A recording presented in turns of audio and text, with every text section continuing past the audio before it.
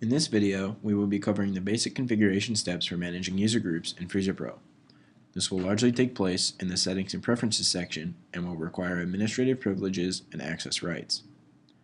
For configuration tools, expand the Settings and Preferences section. To continue with configuration, we will discuss how to manage user groups. Double-click on the User Groups tab to open the User Groups configuration window. Each user in the FreezerPro software can be in one or many user groups. A great benefit of placing users into groups is limiting their access permissions.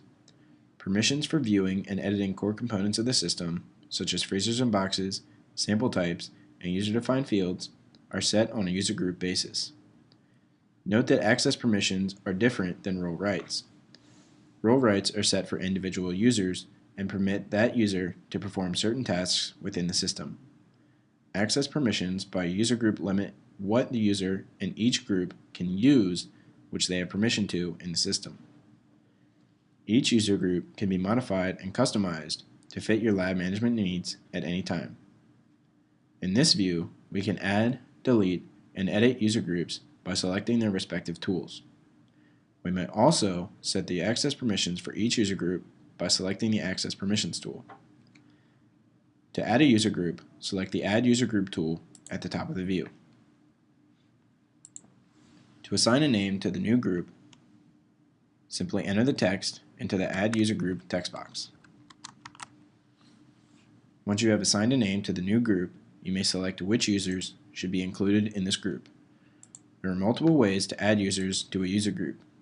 The first is to select each user via the drop-down menu in the Add User Group window. An alternative method to this is to begin typing the name of each user and selecting each one through the truncated list. Additionally, you may add individual users to user groups when adding users to the system or editing a user's information in the Users Configuration section under Settings and Preferences. For a recap of this, please refer to the Managing Users video tutorial. To finalize adding the user group to the system, select the Add button. It may be necessary to edit a user group's information at some point. In order to do this, you may select the user group in the view and then select the Properties tool in the toolbar. When in the editing window, you may change the name of the user group and add or delete any users from it. When any changes are made, you may finalize them by selecting the Save button. If at any time it becomes necessary to delete a user group, the Delete User Group tool may be used. To delete a user group, simply select it in the view and then select the Delete User Group tool in the top menu bar. Unlike users and roles and many other components of the system, user groups may be deleted at any time, regardless of its usage. This concludes the General Configuration Managing User Groups video tutorial.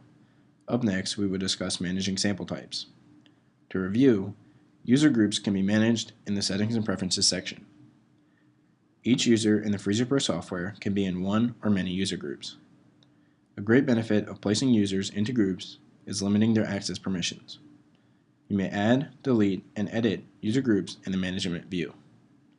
You may change which freezers each user group has access to with the Permissions tool.